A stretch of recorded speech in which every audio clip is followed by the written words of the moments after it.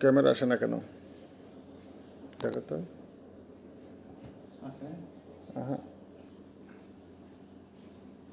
Back ক্যামেরায় চলে গেছে, ফ্রন্টে আনতে হবে না? এই তো আসছে।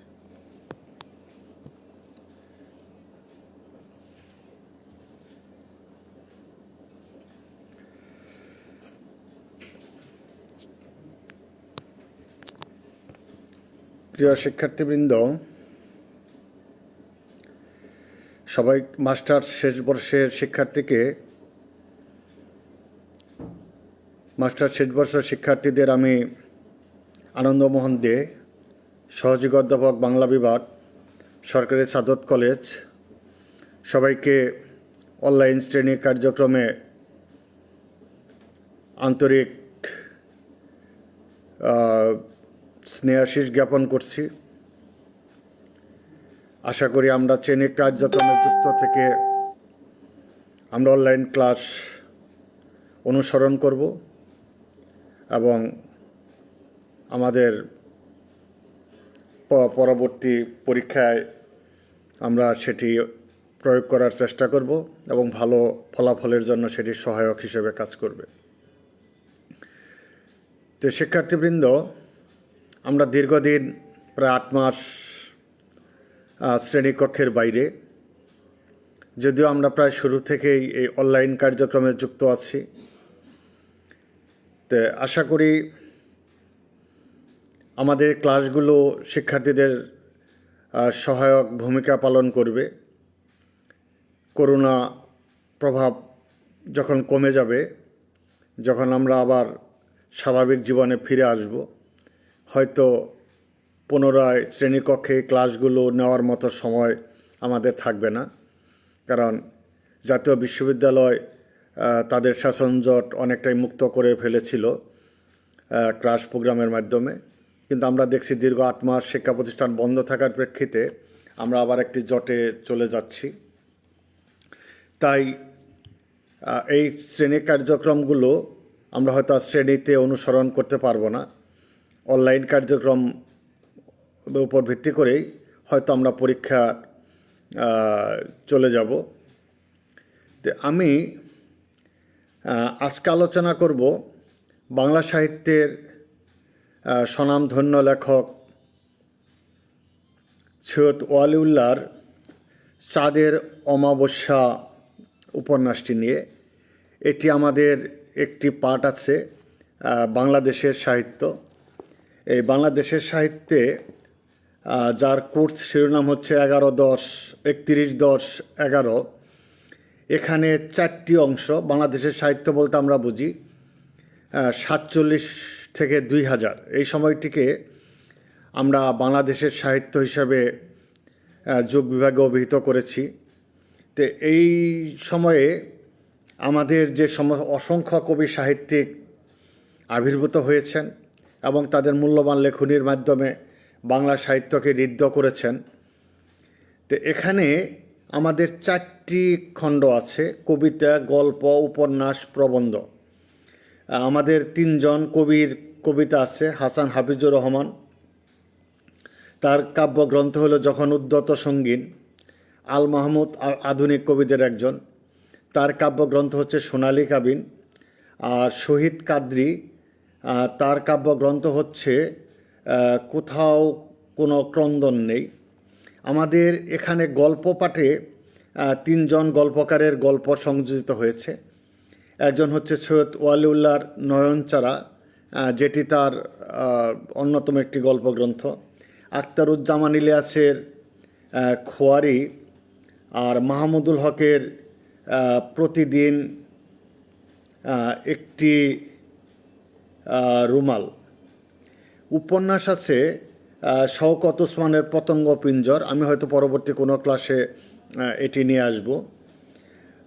সৈয়দ ওয়ালিউল্লাহর চাঁদের অমাবস্যা, শওকত আলীর দক্ষিণায়নের দিন। এটিও আমাদের যদি কলেজ খুলতে আরও দেরি হয়, পরবর্তী মাস্টার্স ক্লাসে আমি হয় পতঙ্গ পিঞ্জর অথবা দক্ষিণায়নের দিন, এই অংশটি আমার জন্য বরাদ্দকৃত বিভাগ থেকে আমি আলোচনায় নিয়ে আসব।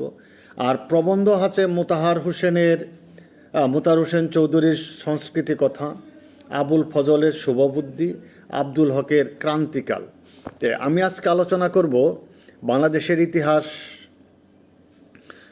বাংলাদেশের সাহিত্য পাঠে যে উপন্যাস অংশটি তার এখানে 3টি উপন্যাস পাঠ্য। তার মধ্যে অন্যতম একটি হচ্ছে চাঁদের অমাবস্যা। আমি এটি নিয়ে এখন স্বল্প পরিসরে উপস্থাপনের চেষ্টা করছি। তো শিক্ষার্থীবৃন্দ, আমরা সৈয়দ ওয়ালিউল্লাহকে জানি। আমরা ইন্টারমিডিয়েটে বর্তমানে সৈয়দ ওয়ালিউল্লাহর লাল সাল উপন্যাসটি পাঠ্য আছে। আবার অনার্স প্রথম বর্ষেও সৈয়দ ওয়ালিউল্লাহর প্রথম উপন্যাস লাল সালু পাঠ্য আছে। সঙ্গত কারণে সৈয়দ ওয়ালিউল্লাহ আমাদের কাছে অপরিচিত নন। আবার তার ছোট গল্প আমাদের পাঠ্য আছে। তিনি আমাদের কাছে একজন পরিচিত সাহিত্যিক। আমি বলব বাংলা সাহিত্যের অন্যতম সাহিত্যিক হচ্ছেন সৈয়দ ওয়ালিউল্লাহ। তার জন্ম হচ্ছে 1922 খ্রিস্টাব্দের 15 আগস্ট চট্টগ্রামে। মৃত্যু হচ্ছে আমাদের স্বাধীনতা যুদ্ধ চলাকালে 1971 সালের 10 অক্টোবর তিনি ফ্রান্সের প্যারিসে মৃত্যুবরণ করেন।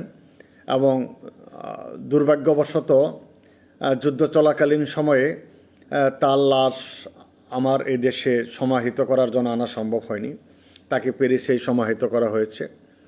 তিনি দীর্ঘদিন প্রবাসে কাটিয়েছেন এবং তার বাবা ছিলেন একজন সরকারি কর্মকর্তা। সেই সূত্র ধরে তিনি বাংলাদেশের বিভিন্ন অঞ্চলে বাবার কর্মসূত্রে গিয়েছেন, লেখাপড়া করেছেন, বিভিন্ন অঞ্চলের মানুষের সাথে মিশেছেন এবং তাদের জীবন জীবিকা, জীবন আচার সব কিছুই তিনি খুব কাছে থেকে দেখেছেন, যার সাহিত্যের পরতে পরতে তিনি ফুটিয়ে তোলার চেষ্টা করেছেন। তাহলে শিক্ষার্থীবৃন্দ,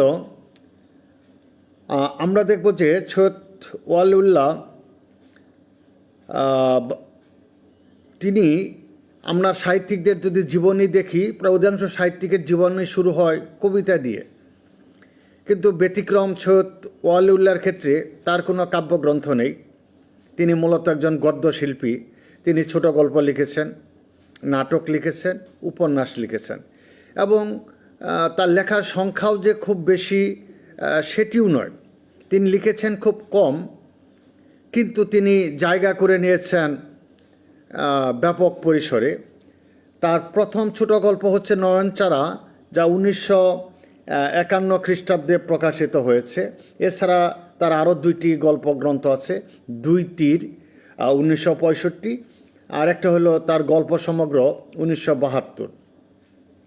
মাত্র 3টি গল্পগ্রন্থ তার। 3টি গল্পগ্রন্থে 30-40টির মতো গল্প সংযোজিত হয়েছে। তার উপন্যাসের সংখ্যাও মাত্র 3টি। তার প্রথম উপন্যাস হচ্ছে লাল সালু। আমরা জানি 47 সালে ধর্মের ভিত্তিতে ভারতবর্ষ বিভক্ত হয়ে হিন্দুস্থান এবং পাকিস্তান নামক 2টি রাষ্ট্রের জন্ম হয়েছিল। সেই সময় তিনি এমন একটি বিষয়কে বেছে নিলেন যেটি তার কি বলবো, চরম সাহসিকতার পরিচয় বহন করে। সেটি হলো, আমরা ধর্মের কারণে তৎকালীন পূর্ববঙ্গ হয়ে যায় পূর্ব পাকিস্তান এবং আমাদের ইসলাম ধর্মে পীর মাজার একটি অন্যতম অনুষঙ্গ। তিনি লাল সাল উপন্যাসে এমন একটি বিষয় বেছে নিলেন, সেই পীর এবং মাজারকে, এবং সেখানে তিনি মসজিদের মতো ভণ্ড পীরের মুখোশ উন্মোচন করেছেন এবং এখানে জমিলার একটি বাপা মাজারে স্পর্শ করার মাধ্যমে তিনি মাজারকে এক প্রকার অবহেলাই করেছেন, যেটি তার চরম সাহসিকতার পরিচয়। এটি হয়তো 48-এ সম্ভব হলেও হয়তো আজকে 2000 এসে হয়তো ওয়ালিউল্লাহর পক্ষে সম্ভব হতো কি না আমি সন্দিহান। আর তার দ্বিতীয় উপন্যাস চাঁদের অমাবস্যা, যেটি 1964-তে প্রকাশিত, তিনি ফ্রান্সের প্যারিসে বসে লিখেছিলেন। আলপস পর্বত অঞ্চলের পাইন ফার এলাম গাছ পরিবেষ্টিত ইউরিয়াস নামের একটি ক্ষুদ্র গ্রামে বসে লেখা তার এই উপন্যাসটি। আমরা নিশ্চয়ই আলপস পর্বতের কথা শুনেছি, পাইন গাছের কথাও জানি। এমন একটি পর্বত বেষ্টিত ইউরিয়াস নামের একটি ক্ষুদ্র গ্রামে বসে 1963 সালে তিনি এই উপন্যাসটি রচনা করেছিলেন এবং 1964 সালে এটি প্রকাশিত হয়েছে। আর তার সর্বশেষ উপন্যাস ছিল কাদো নদী কাদো 1968-তে। তার নাটকের সংখ্যাও খুব বেশি নয় এবং তার অধিকাংশ নাটকগুলো মূলত আঙ্গিক নির্ভর, একাঙ্কিকা জাতীয় নাটক।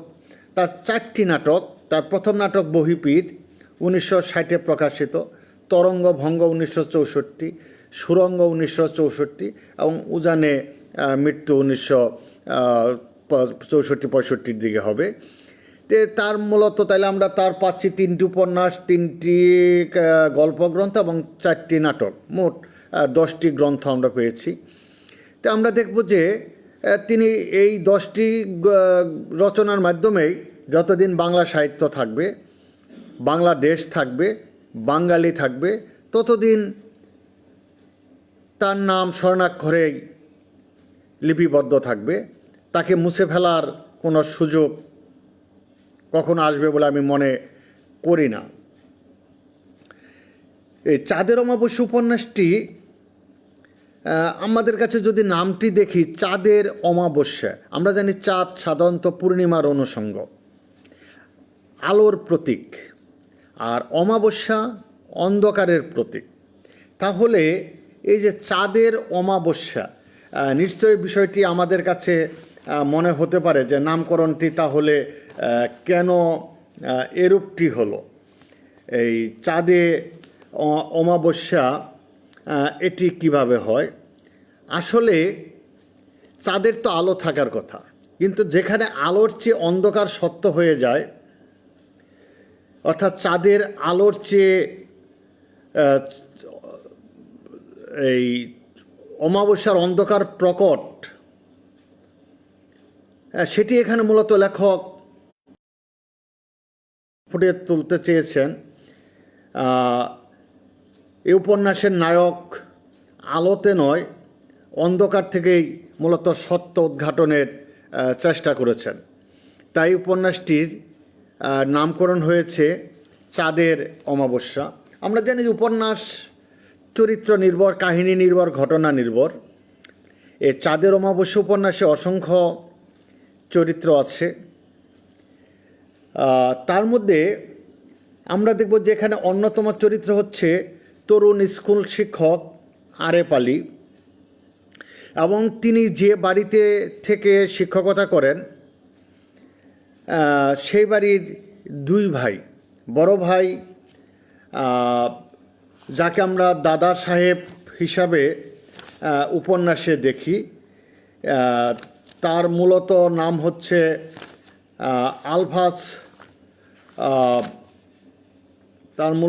হচ্ছে আলফাজ উদ্দিন। তিনি এই বাড়ির আলফাজ উদ্দিন চৌধুরী, তিনি এই বাড়িতে বাড়ির নাম হচ্ছে বড় বাড়ি, এই বাড়ির প্রধান মুরব্বী, যিনি দাদা সাহেব হিসাবে পরিচিত। আর তার প্রায় বয়সের ব্যবধানে 30 বছরের ছোট তার ছোট ভাই কাদের চৌধুরী, যিনি অনেকটা দরবেশ হিসেবে পরিচিত। মূলত এই 3জনই প্রধান চরিত্র। এছাড়া একটি মৃত্যুকে নিয়ে এই উপন্যাসটি আবর্তিত হয়েছে। যার মৃত্যু হয়েছে তিনি হচ্ছেন একজন মাঝির বউ, অর্থাৎ করিম মাঝির বউ। কিন্তু দুর্ভাগ্যবশত এই মাঝির বউয়ের নামটি আমরা খুঁজে পাইনি, যার মৃত্যুকে নিয়েই এই উপন্যাসটি মূলত আবর্তিত হয়েছে। তো এই উপন্যাসে লেখক বাংলা তিনি যেহেতু ইউরোপে বসবাস করতেন, ফ্রান্সের প্যারিস শহরে, তিনি এখানে ইউরোপীয় সাহিত্যের কিছু বিষয় এখানে অবতারণা করেছেন। তার মধ্যে অন্যতম একটি বিষয় হয়েছে অস্তিত্ববাদ, আরেকটি বিষয় হচ্ছে চেতনা প্রবাহ রীতি, যেগুলো হয়তো আমাদের বাংলা সাহিত্যে এর আগে সৈয়দ ওয়ালিউল্লাহর আগে কেউ নিয়ে আসেননি বা কেউ হয়তো সেভাবে ভাবেননি। যেমন আমরা জানি যে আমাদের বাংলা সাহিত্যের অনেক কিছু আমরা ওয়েস্টার্ন লিটারেচার থেকে আমরা পেয়েছি। বাংলা সাহিত্যে মহাকাব্য বা ইপিক, এটা আমরা মাইকেল মধুসূদন দত্তের মাধ্যমে পাশ্চাত্য সাহিত্য থেকে পেয়েছি। আমাদের বাংলা সাহিত্যের ট্র্যাজেডি, এটিও আমরা মাইকেল মধুসূদন দত্তের মাধ্যমে ওয়েস্টার্ন লিটারেচার অর্থাৎ পাশ্চাত্য সাহিত্য থেকে পেয়েছি। এরকম আমরা দেখব যে আমরা বাংলা সাহিত্যের অনেক কিছুই বিশ্বের বিভিন্ন সাহিত্যকে স্টাডি করে সেখান থেকে আমরা বাংলা সাহিত্যে প্রয়োগ করেছি এবং বাংলা সাহিত্যকে আমাদের শ্রদ্ধেয় সাহিত্যিকবৃন্দ সমৃদ্ধ করেছেন। ঠিক সৈয়দ ওয়ালিউল্লাহ তার চাঁদের অমাবস্য উপন্যাসে আমরা দেখব যে এখানে তিনি অস্তিত্ববাদ বা চেতনা প্রবাহ রীতি এই বিষয়গুলো তিনি এখানে ফুটিয়ে তোলার চেষ্টা করেছেন। মূলত এই উপন্যাসের নায়ক আরেফ আলী তিনি যেখানে শিক্ষকতা করেন সেখান থেকে তার বাড়িটি হচ্ছে প্রায় 3 কিলোমিটার দূরে, যেখানে তিনি দারিদ্রতার কারণে খুব বেশি লেখাপড়া করা তার পক্ষে সম্ভব হয়নি। তিনি ইন্টার বা আইএ পাশ করেই তার বাড়িটি ছিল কুপান নদীর তীরে চাঁদপাড়া গ্রামে। সেই কুপান নদীর তীরবর্তী চাঁদপাড়া গ্রাম থেকে প্রায় 3 কিলোমিটার দূরে যে গ্রামটি, সেই গ্রামে তিনি শিক্ষকতা করেন। তিনি শিক্ষকতার সূত্রে ওইখানে এককালের অভিজাত সমৃদ্ধ হচ্ছে বড় বাড়ি, যাদের এক সময় হাতিশালে হাতি থাকতো, ঘোড়াশালে ঘোড়া থাকতো। ওই বাড়ির বড় ছেলে আমি বলছি আলফাসউদ্দিন চৌধুরী, তিনি চাকরি করতেন। তবে তিনি চাকরিতে সারা জীবনে কোনো পদোন্নতি পাননি, কেননা তিনি চাকরিতে যত না মনোযোগী ছিলেন তার চেয়ে বেশি ছিলেন তিনি শরীয়ত এবং মাযহাব নিয়ে ব্যস্ত। ফলে তার কখনোই পদোন্নতি হয়নি। তিনি তার চাকরি জীবন শেষ করে গত 5 বছর যাবৎ নিজ বাড়িতেই অবস্থান করছেন।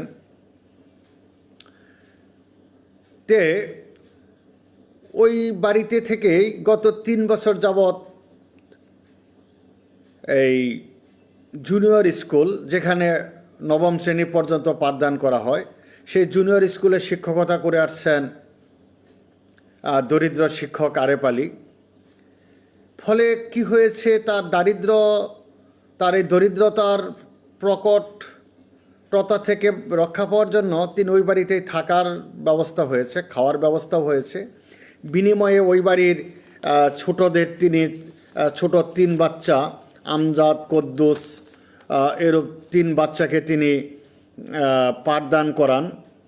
এই 22-23 বছরের যুবক আরেফ আলী বিনিময়ে ওখানে থাকা খাওয়ার অন্তত একটি নিশ্চয়তা পেয়েছেন।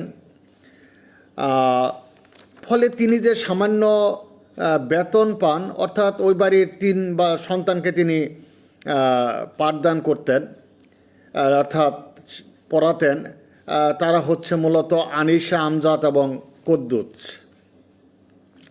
বিনিময়ে ওই বাড়িতে তিনি থাকা খাওয়ার নিশ্চয়তা পেয়েছেন। ফলে তিনি যে সামান্য বেতন পান তা তিনি তার শ্রদ্ধেয় মার হাতে তুলে দেন, যার উপর পরিবারের আরও ভাই বোন নির্ভরশীল। এভাবেই তার সহজ সরল শিক্ষকতার নির্মোহ জীবনটি কেটে যেতে পারত। কিন্তু আমরা দেখি ঘটনার আবর্তে চলে আসে একটি মৃত্যু। সেটি হচ্ছে বার্জারের নিচে আলো অন্ধকারের মধ্যে আরেফ আলী একটি যুবতী নারীর অর্ধ উলঙ্গ মৃতদেহ দেখতে পায়। মূলত এই অর্ধ উলঙ্গ নারীর মৃতদেহটি এই উপন্যাসটির মূল কাহিনী। এই বাড়ির কাদের দরবেশ, তিনি অনেকটা দরবেশ মানে নির্মোহ, নির্বাক, এরূপ ব্যক্তিকে আমরা মূলত ভাবুক ভাবি, যারা জাগতিক বা বৈষয়িক চিন্তা চেতনা ধ্যান ধারণা থেকে অনেকটাই মুক্ত। তিনি তার জীবনটা একটু অন্যরকম। তিনি তার বাবার অনেকটা পৌর বয়সে জন্ম নিয়েছেন, ফলে তার বাবা তাকে অনেক আদর করতেন, ফলে তিনি অনেকটাই শৈশব থেকে দুরন্ত ছিল এবং অন্য দশজনের মতো অবস্থা তার ছিল না।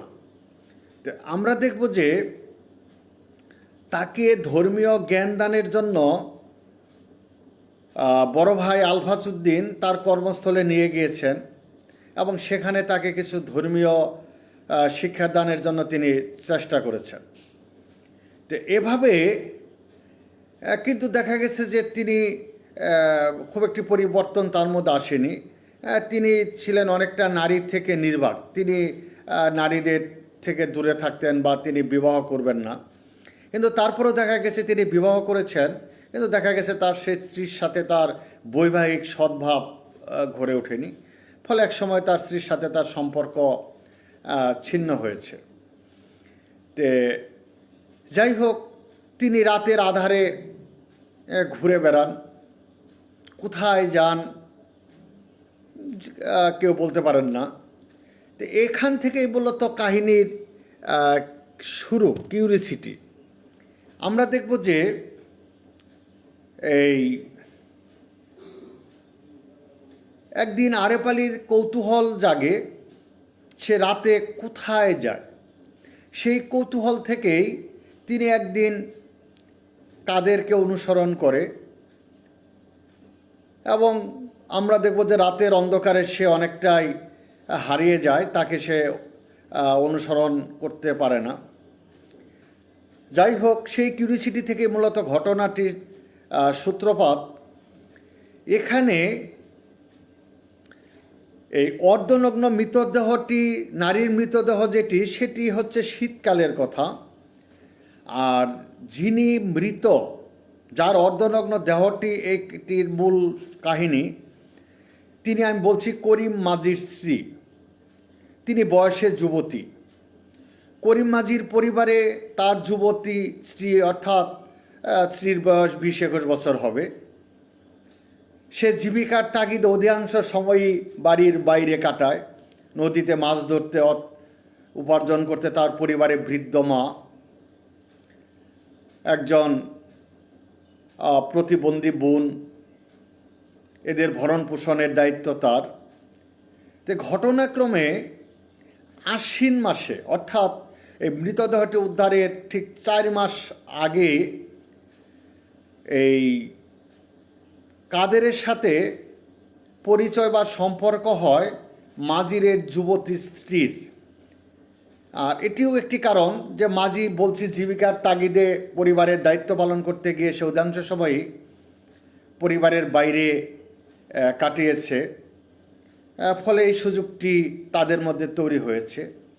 সে মাঝির বাড়ির পাশেই একটি বাঁশ জার, আর সেখানেই সময় সুযোগ বুঝে মিলিত হতো কথিত কাদের দরবেশ এবং মাঝির সেই ক্ষুধার্ত যুবতী স্ত্রী। ঘটনাক্রমে স্কুল শিক্ষক আরেফ আলী প্রকৃতির ডাকে সাড়া দিতে বাঁশঝাড়ে যায় এবং সেখানে সে নারী কণ্ঠের আওয়াজ শুনতে পায়। গভীর রাত্রে নারী কণ্ঠের আওয়াজ তাকে অনেকটি কৌতূহলী করে তোলে এবং সে উৎসুকতা থেকেই সে এগিয়ে যায় এবং সে নারী কণ্ঠের আওয়াজটি বন্ধ করার জন্য কাদের দরবেশ নারীর মুখটি চেপে ধরার চেষ্টা করে। কারণ বড় বাড়ির একটি ঐতিহ্য আছে, যদি এই কাহিনী জানাজানি হয়ে যায় তাহলে আমরা দেখব যে এই জানাজানি হয়ে গেলে ওই বাড়ির ঐতিহ্য নষ্ট হবে। তাই সে বিষয়টি যাতে কোনোভাবেই জানাজানি না হয়, এবং তার বিশ্বাস ছিল যে হয়তো ওই নারীর স্ত্রী, অর্থাৎ করিম মাঝি হয়তো তার স্ত্রীকে খুঁজতেই এই বাঁশঝাড়ের দিকে এসেছে, তা নাহলে এত রাত্রে এখানে আর কারোর আসার কথা নয়। তাই নারীর কণ্ঠকে বন্ধ করার জন্য সে তার মুখ চেপে ধরে, কিন্তু আসলে ভীতি মানুষকে অনেকটা জ্ঞানহীন বা জ্ঞান শূন্য করে ফেলে। তা আমরা দেখব যে সে তার মুখ চেপে না ধরে মূলত চেপে ধরেছে, টিপে ধরেছে গলা, এবং এভাবেই এক সময় মাঝির স্ত্রীর মৃত্যু ঘটে। এবং এখানে কাদের এবং আরেফ মাস্টারের মধ্যে অনেকটাই লুকোচুরি অনুসরণ এর ঘটনা ঘটে। তা আমরা দেখব যে এভাবে আরেফ কাদের বুঝতে পেরেছে যে এটি তাদের বাড়িতে আশ্রিত আরেফ আলী, মূলত মাঝি নয়। তাই সে চিন্তিত হয় যে আরেফ আলী যদি ঘটনাটি প্রকাশ করে দেয় তাহলে বড় বাড়ির মান সম্মান যাবে। তাই সে বিষয়টি কিভাবে ধামাচাপা দিতে পারে। এবং এখানে আরেকটি বিষয়, যে একটি প্রবাদ আছে যে পাপ আসলে কাউকেই ছাড়ে না, এবং কেউ পাপ করলে সেখানে কিছু ভুল হবে, যে ভুল সেই পাপকে আরও ত্বরান্বিত করবে। তাই কাদের দরবেশ মাঝির স্ত্রীর মৃত্যু হয়েছে নিশ্চিত হওয়ার পরও পুনরায় কিছু দূর এসে আবার ফিরে যায় যে আসলে সেখানে কেউ ছিল কি না, নাকি সে আলো ছায়ায় ভুল দেখেছে। এভাবে চলে যায় এবং সে এটিকে যদিও তার বিশ্বাস যে আরেফ ছাড়া আর কেউই হয়তো বিষয়টি জানে না বা কোনো প্রত্যক্ষ সাক্ষীও নেই। তাই সে সারাদিন অনেকটাই সন্দিগ্ধ মনে অপেক্ষা করে, এবং সে বুঝেছে সারাদিন তার আত্মীয় স্বজন মেয়েটিকে খুঁজেছে, কিন্তু বাজারে তার মৃতদেহ পড়ে আছে, সন্ধান কেউ পায়নি। তাই সে সিদ্ধান্ত নেয় আরেফ আলীর মুখ বন্ধ করতে হবে, এবং পরদিন রাতে সে আরেফ আলীর ঘরে আসে এবং আরেফ আলীকে তার সঙ্গী হতে বলে।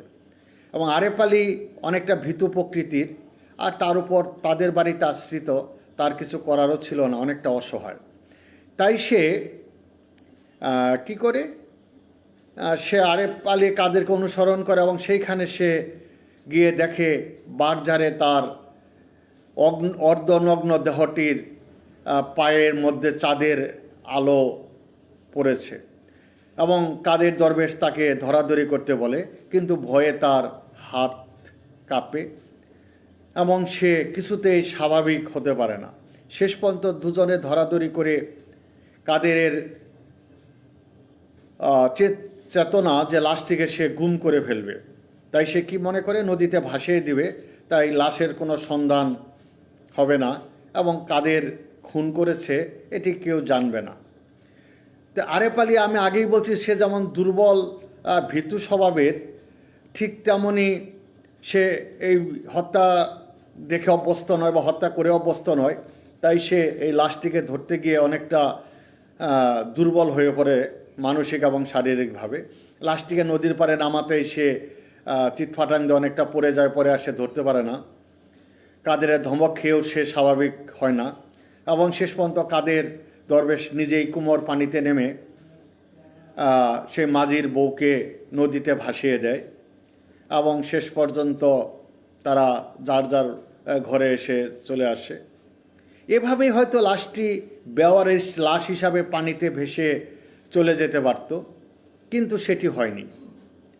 কোম্পানির জাহাজের সারেং নদীতে উলঙ্গ লাশ একটি নারী দেহর সন্ধান পায়, এবং সেটি পরদিন সারা জায়গায় প্রচার হয়ে যায়, এবং এটি নিয়ে স্কুলে আরেফ আলীর সহকর্মীরা আলোচনা করে, এবং তখন আরেফ আলীর মধ্যে একটা ভীতি কাজ করে, এবং তার হাত কাঁপে, যেহেতু সে নিজেও লাশটি ধরেছে। তখন নিজেকে আড়াল করার জন্য তার হাত দুটি সে টেবিলের নিচে লুকায়, এবং সে অনেকটা বাকশক্তি হারিয়ে ফেলে। তো আমরা দেখব যে এভাবে আরেফ আলী নিজেকে গুটিয়ে রাখার চেষ্টা করে, এবং সে বিবেক দ্বারা তাড়িত হয়। সে কি করবে? সে ওই বাড়ির দাদাভাই, যার কথা বলছি, আলফাজ হোসেন চৌধুরী লিটন, আলফাজ চৌধুরী তার কাছে বিষয়টি বলে, কিন্তু সেখানে সে বুঝতে পারে যে এখানে কোনো প্রতিকার পাওয়া যাবে না। তাই তার অস্তিত্ব, তার বিবেক যে তাকে দংশন করে, যে একটি অন্যায়ের বিচার হবে না সেটি নয়। আবার সে এটাও বুঝতে পারে যে হত্যাকাণ্ডের দায় তার উপরও চাপতে পারে। সে কি করবে? সে পুলিশকে বলবে? কিন্তু সে জানে যে বড় বাড়ির প্রভাব প্রতিপত্তি, অর্থবিত্ত হয়তো তাদেরকে এই খুনের দায় থেকে রক্ষা করবে। শেষ পর্যন্ত তাকেই হয়তো এর দায় বহন করতে হবে। তারপরও সে সত্য প্রকাশে দৃঢ় প্রতিজ্ঞ। এবং এক সময় সে বড় বাড়ি থেকে তার ট্রাঙ্ক সুটকেস গুছিয়ে নিয়ে বেরিয়ে যায় এবং সে তার বাড়ি থেকে থানায় চলে যায় এবং সেখানে গিয়ে সে পুলিশকে বিষয়টা অবহিত করে এবং পুলিশ আসে এবং দেখা যায় যে আইন দুর্বলের পক্ষেই হওয়ার কথা, কিন্তু বাস্তবতা আমরা এখনও যা দেখেছি, সৈয়দ ওয়ালিউল্লাহ 1964 সালেও সেরূপই দেখেছিলেন, বা তার আগেও তাই দেখেছিলেন। সে ব্রিটিশ আমল বলি, পাকিস্তান আমল বলি, যাই বলি, খুব একটি ব্যত্যয় ঘটেনি। আইন দুর্বলের পক্ষের সহায়ক শক্তি, কিন্তু দুর্বল হয়তো আইনের সহযোগিতাও পান, কিন্তু বাস্তবতা হচ্ছে সবলদের কাছে আইন নিবৃতে কাঁদে। তাই দেখা গেছে পুলিশের এসআই থেকে শুরু করে সাধারণ কর্মচারী, এমনকি বড় কর্তা পর্যন্ত আরবকে ধমকাইছে এবং তাকে এই বিষয়টি নিয়ে অনেকটাই তার ঘাড়ে দোষ চেপেছে। তারপরেও আরেফ আলী নিজেকে সাথে নিজে যুদ্ধ করেছে যে সে সত্য প্রকাশ করতে পেরেছে। এটি হচ্ছে তার বড় সার্থকতা। তা আমি দেখব যে এখানে আরেফ তার যে অস্তিত্ব, সত্য প্রকাশ করা, সেক্ষেত্রে সে পরিপূর্ণ সফল হয়েছে এবং সে তার সত্য প্রকাশ করতে পেরেছে। এভাবেই আরেফ আলী তার এই যে অস্তিত্ববাদের যে বিষয়টি, এখানে এটি তিনি অতি চমৎকারভাবে লেখক ফুটিয়ে তুলতে পেরেছেন। তে আমরা দেখব যে এই যে আরেফ আলী 2 বছর বা তার বেশি সময় ইসেদের এই কাদের দরবেশদের বাড়িতে ছিল, কিন্তু বাস্তবে কাদের দরবেশের সাথে কখনোই তার ওভাবে কথাবার্তা হতো না। এই একটি মৃত্যুকে কেন্দ্র করেই এটি হয়েছে। তো এই যে আরেফ আলীর চেতনা লোক, যেটা আমরা বলছি চেতনা প্রবাহ রীতি, একটি সত্যকে প্রকাশ করা, সেটি তিনি করতে পেরে নিজেকে ভারমুক্ত করতে চেয়েছেন এবং ভারমুক্ত করেছেন। এটি মূলত এই উপন্যাসের মূল বিষয়। তে আমরা বলবো যে এই উপন্যাসটি একটি চমৎকার উপন্যাস। এই উপন্যাসে মূলত একটি বাক্য যদি আমরা বলি, বার্জার একটি নারীর অর্থহীনভাবে জীবন দিয়েছে, তার বিশ্বাস মানুষের জীবন এত মূল্যহীন নয়। এই যে মানুষের জীবন এত মূল্যহীন নয়, এটি আরেফ আলীর চেতনা লোকের মূল বিষয়বস্তু এবং এটি লেখক এখানে ফুটিয়ে তোলার চেষ্টা করেছেন। এবং এখানে আমরা দেখব যে আমাদের সমাজের যে বিষয়টি এখনও আছে, যে শেষ পর্যন্ত যখন আবিষ্কার হয়েছে অর্ধনগ্ন মৃতদেহটি মাঝির স্ত্রী, তার পরিবারের বা সে মাঝির স্ত্রীর পরিবারের আত্মীয় স্বজন তারাও কে খুনি, কে তাকে খুন করেছে, এটি উদ্ধার করতে, আবিষ্কার করতে তারাও আগ্রহী নয়। বরঞ্চ তারা এই বিষয়টি তার উপর ভূত, জিন ইত্যাদি আসর করেছে, এটি চাপিয়ে দিয়ে তারা এই মৃত্যুটিকে ধামাচাপা দেওয়ার চেষ্টা করেছে। কিন্তু আরেফ আলী সেটি চায়নি। এটি হচ্ছে এই উপন্যাসটির মূল থিম। তে এই উপন্যাসটি নিয়ে চাইলে আমি আরও ঘণ্টাখানে আলোচনা করলে উপন্যাসটি শেষ হবে না। বেশ বিশাল একটি উপন্যাস। উপন্যাসটি মূলত 16টি অনুচ্ছেদে বিভক্ত। এই 16টি অনুচ্ছেদ ধরে আলোচনা করতে গেলে আমি আরও 1 ঘন্টা আলোচনা করলে উপন্যাসটি আমি শেষ করতে পারবো না। তা আমি আজকে এই বিষয়ে আর আলোচনা এগোতে চাচ্ছি না। আমি আজকে আলোচনা এখানেই শেষ করতে চাচ্ছি। তে সবাই ভালো থাকবে শিক্ষার্থীবৃন্দ। আমরা বাইরে বের হলে যথারীতি স্বাস্থ্যবিধি মেনে বের হব, মাস্ক ব্যবহার করব এবং নিজেদেরকে সুরক্ষিত রাখব। সবাই ভালো থাকবে। দেখা হবে পরবর্তী কোনো অনলাইন শ্রেণী কার্যক্রমে, যতদিন কলেজে মুখোমুখি শ্রেণীকক্ষে বসতে না পারি। সে নাগাদ সবার জন্য শুভকামনা থাকলো। সবাই ভালো থাকবে, সুখে থাকবে, শান্তিতে থাকবে, এই আশাবাদ ব্যক্ত করে আজকে রাখছি। আমার জন্য, আমার পরিবারের জন্য সবাই দোয়া করবে। সবাইকে অসংখ্য ধন্যবাদ।